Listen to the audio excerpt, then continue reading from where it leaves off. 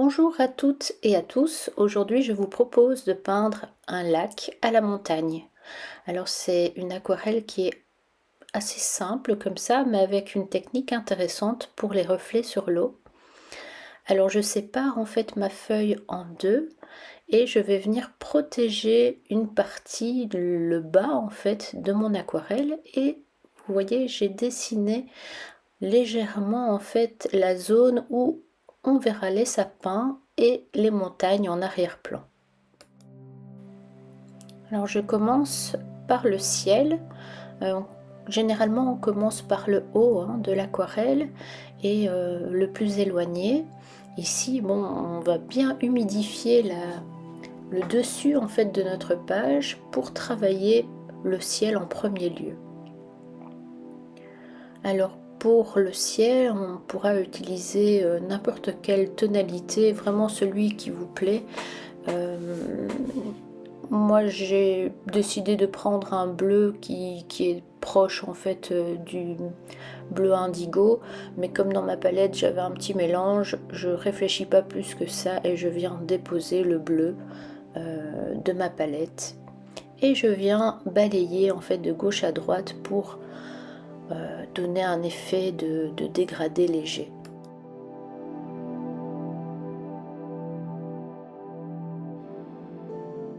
Alors j'ajoute un petit peu de bleu plus clair, un bleu plus ciel, que je dépose dans le bas de mon dégradé, et puis je vais venir renforcer avec de l'indigo le haut de mon ciel.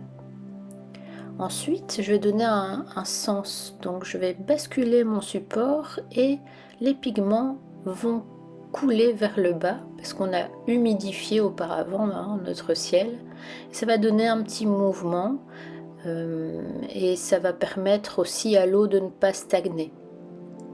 Alors d'ailleurs on a de l'eau qui va descendre là où on n'a pas mis d'eau au tout début de l'aquarelle et on vient tamponner avec un petit chiffon ou un essuie-tout pour récupérer ce trop plein d'eau. Et puis on redépose donc notre support et je vais venir récupérer aussi un peu d'eau, et là j'ai pas peur en fait de tamponner. Bon, évidemment pas comme moi, pas avec un tissu déjà souillé, sinon vous risquez de remettre de l'aquarelle par dessus. Mais ça va, j'ai su rattraper et je viens définir quelques petites zones de nuages très légères en tamponnant avec mon essuie-tout.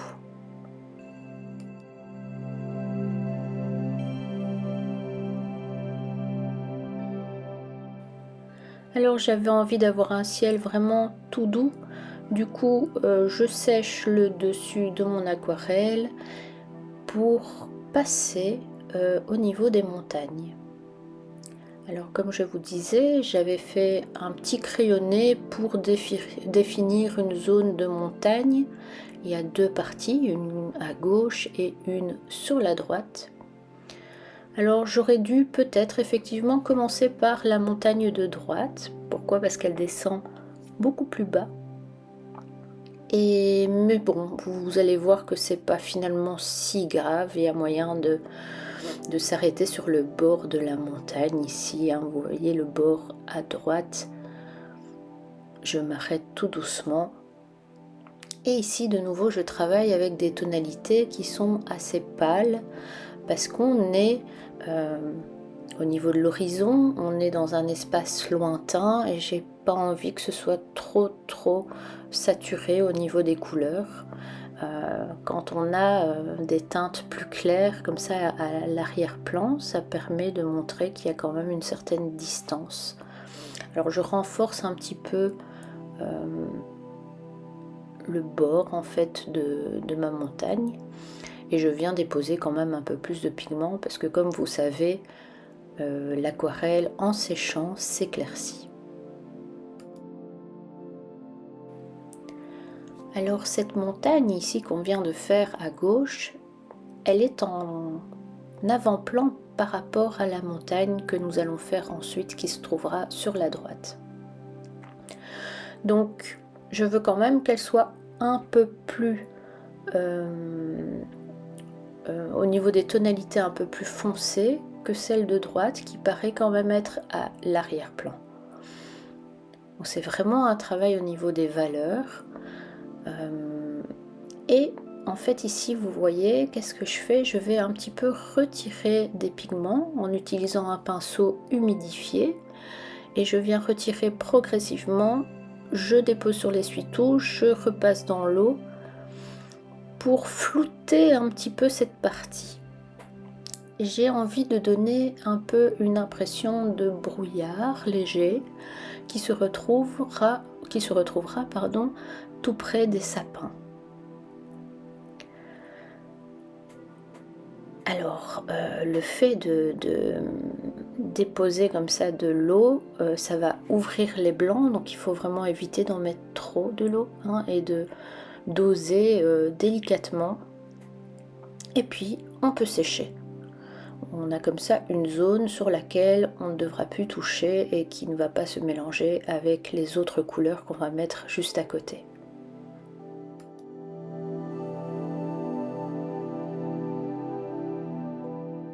Désolée pour ma voix, hein, je sors encore d'une pharyngite, donc des fois ça déraille un peu. Alors ici, on passe à la montagne qui se trouve sur la droite et donc qui est à l'arrière-plan de la première montagne qu'on a peinte. Celle-ci, j'ai vraiment envie qu'elle soit beaucoup plus claire et qu'on ait cette sensation aussi de brouillard. Donc je ne vais pas peindre jusqu'en bas. Pourquoi? Parce que à cet endroit, dans le bas, nous allons peindre des sapins. Et donc pas besoin de descendre jusqu'en bas, on va juste s'attaquer ici à l'effet brouillard. Et donc avec de l'eau claire, on passe pour flouter, pour atténuer en fait le petit dégradé qu'on a fait à l'aquarelle.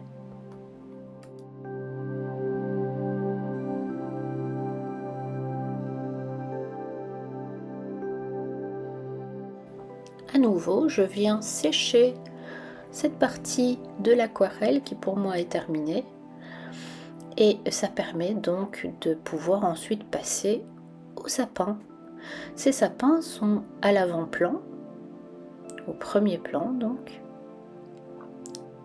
J'ai donc choisi de les créer avec une tonalité, avec un des pigments qui sont assez intenses. Et alors ici, l'idée c'est de faire des sapins mais dans sa plus simple apparence on va dire. Donc s'imaginer qu'il y a vraiment un mont de sapins et qu'il y a quelques petites pointes qui grimpent par-ci par-là.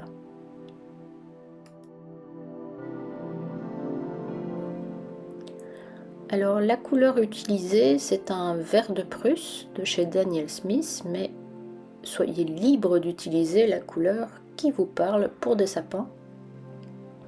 Ici donc j'ai trempé mon pinceau dans l'eau et je fais un petit dégradé, je fais descendre mes pigments et je remplis toute la zone. Et ensuite on travaille donc mouillé sur mouillé, on ajoute des pigments à certains endroits pour donner quand même un peu de texture, que ce ne soit pas quelque chose de tout plat. En séchant, il y a des zones qui seront beaucoup plus pigmentées que d'autres et donc il y aura des variations et c'est un peu plus joli comme ça je pense de jouer sur les intensités.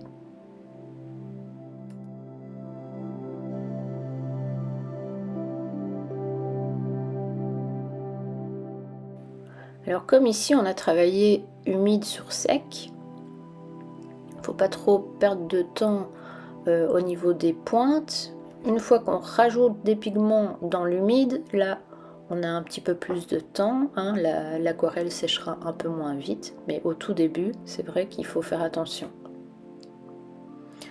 Je viens définir un petit peu les pointes de mes sapins avec un pinceau un peu plus petit pour rajouter quelques petites formes un peu plus précises, hein.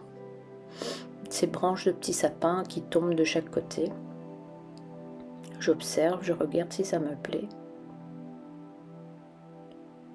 Et pour le moment, ça me plaît assez bien.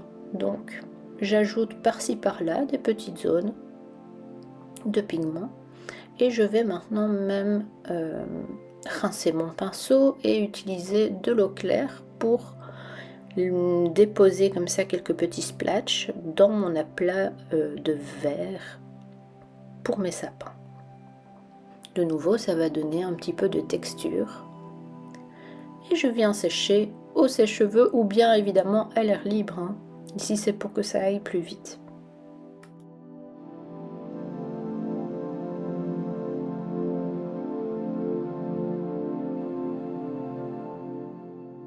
Alors c'est important que ce soit bien sec surtout, parce qu'on va passer au bas de l'aquarelle et donc au lac. Et donc il faut vraiment être sûr que nos sapins soient tout secs pour pouvoir enlever en fait le scotch de masquage qui permet de faire une ligne assez horizontale.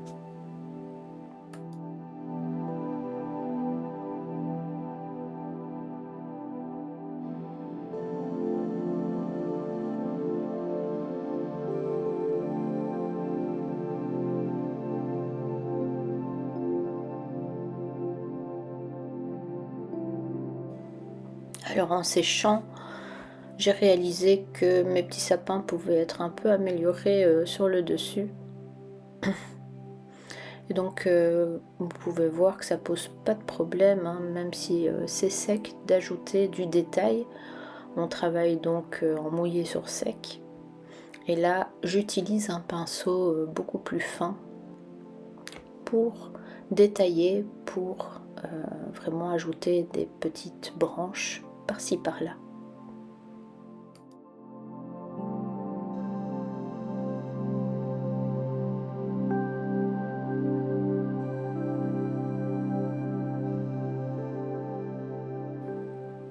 Alors comme prévu, on enlève le ruban de masquage. Vous voyez, hein, travailler avec un ruban de masquage, ça permet vraiment d'avoir un horizon très net. Et pour le dessous, on doit être beaucoup moins... En fait, l'idée, c'est de ne pas coller à cette bordure nette. Et même si on a un léger liseré blanc, ça pose pas de problème. Mais comme ça, on sera beaucoup plus dans la main libre, dans quelque chose de naturel. Donc vous voyez ici, je m'assure bien que mon pinceau soit bien nettoyé et je viens déposer de l'eau jusqu'en bas pour qu'on puisse créer le lac. Donc au tout début, j'ai vraiment rasé cette ligne d'horizon, je remonte, je fais la même chose, je rase, j'essaye d'avoir suffisamment d'eau un peu partout, et donc on prend un peu le temps hein, pour ça. Et puis je viens récupérer le même genre de couleur que pour mon ciel. Alors l'idée c'est de ne pas avoir trop de couleurs différentes, j'aime bien travailler dans le même genre de tonalité et qui plus est, le ciel se reflète dans l'eau. Et donc on a vraiment le même genre de couleur en fait, hein. C'est un rappel de notre ciel qui va se déposer dans l'eau. J'essaye d'avoir un petit dégradé, donc le lac qui sera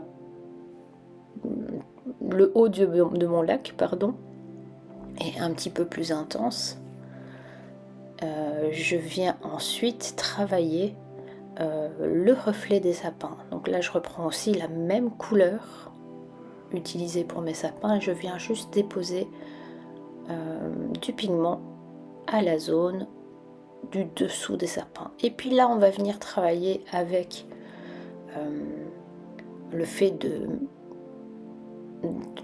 pencher notre support. Ça va vraiment faire couler ces pigments et là il faut être aussi patient. On peut, et c'est ce qu'on va faire au fur et à mesure, ajouter du pigment mais toujours tout en haut.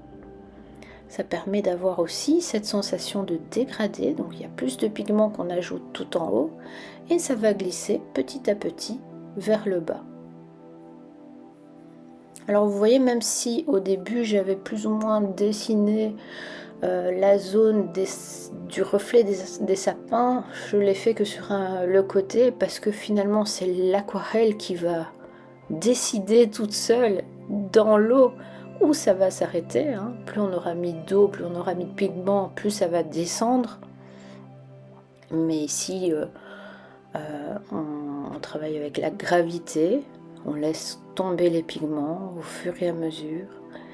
Et en fait, ça travaille tout seul. C'est beau l'aquarelle.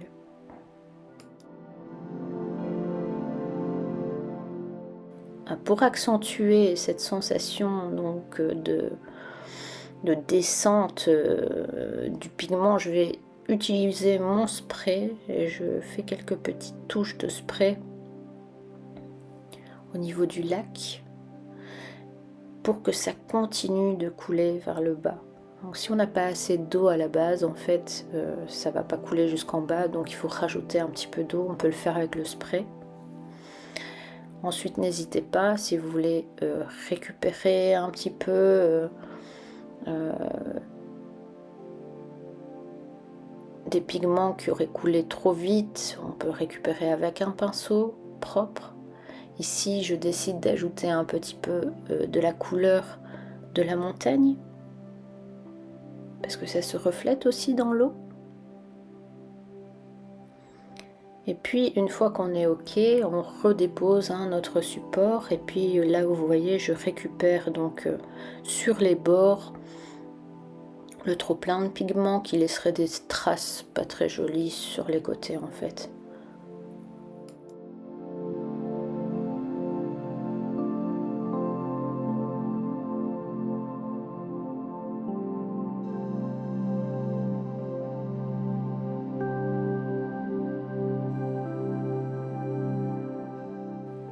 Alors ici, je vais récupérer un petit peu de pigment parce que c'est l'effet de brume que j'avais envie qu'on ressente aussi dans le reflet de l'eau.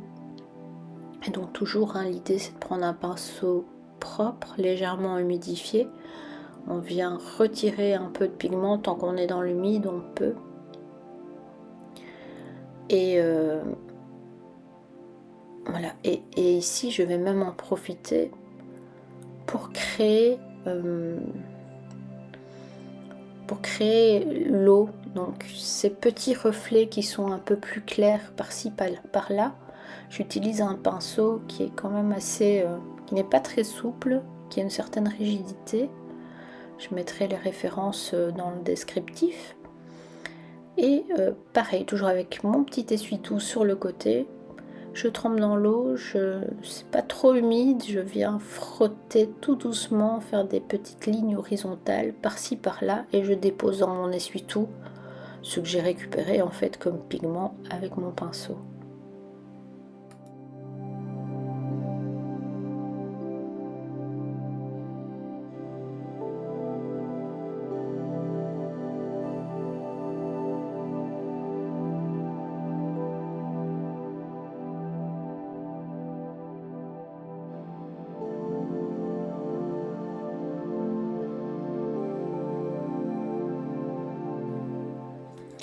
Alors aussi le nombre de ces petites mini-vagues, reflets dans l'eau, dépend vraiment de vous.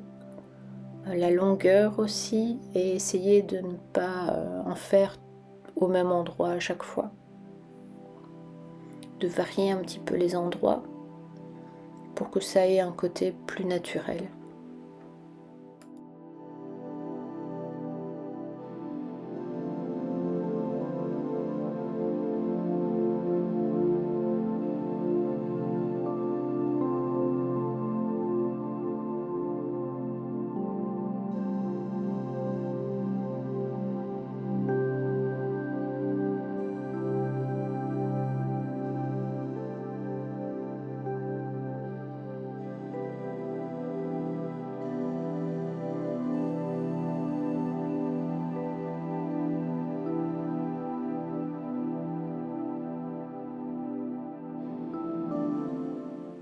Et puis une fois qu'on est ok, on va sécher.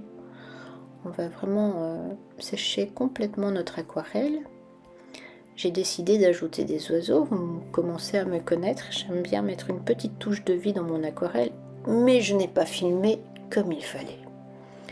Donc Désolée pour ça, mais ce que j'ai fait une autre petite vidéo pour vous montrer comment faire les oiseaux qui va suivre juste maintenant. Donc on utilise un pinceau très fin, surtout si notre feuille n'est pas très grande et qu'on ne veut pas faire des énormes oiseaux. L'idée c'est d'avoir une forme d'oiseau simple. Donc on tient son pinceau plus ou moins à la verticale comme ça vers la feuille. On appuie quand on vient vers le corps de l'oiseau et puis on change de sens. Vous voyez, donc c'est en deux phases plus ou moins. On essaye de varier aussi, d'avoir un oiseau un peu plus grand devant, à l'arrière de les faire de plus en plus petits. Je pense qu'il ne faut pas en faire des tonnes, sauf si on a vraiment envie de faire un effet un peu spectaculaire. Mais l'idée, comme je disais, c'est vraiment d'avoir une petite, un petit peu de vie en fait dans cette aquarelle. J'aime bien rajouter des petits oiseaux.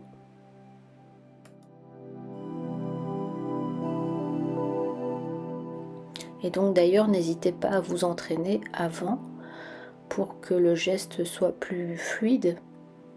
Parce que si on revient sur l'oiseau plusieurs fois, on perd de sa spontanéité et ça devient un peu moins joli en fait.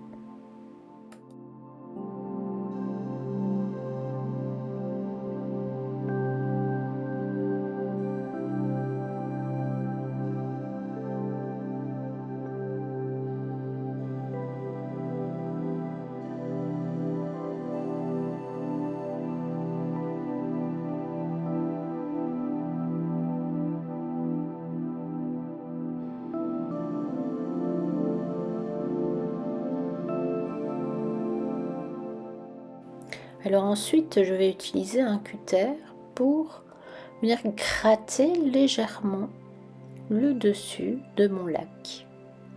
En fait, ça permet d'enlever un petit peu de pigment et ça gratte vraiment le papier, donc il faut y aller tout doucement quand même. Ça donne ce petit côté de lumière, de petite projection de lumière. Moi, j'en abuse pas, j'en fais un petit peu. Je suis pas sûre que ça se voit très bien à la vidéo. Mais là, pareil, vous pouvez tester sur un petit morceau de papier avant. Ça permet de voir l'effet et c'est vrai que c'est assez sympa, je trouve. Voilà, notre aquarelle est terminée. On enlève le scotch quand tout est bien sec. J'espère que ça vous aura plu. Et on se retrouve bientôt pour un nouveau tuto. À bientôt!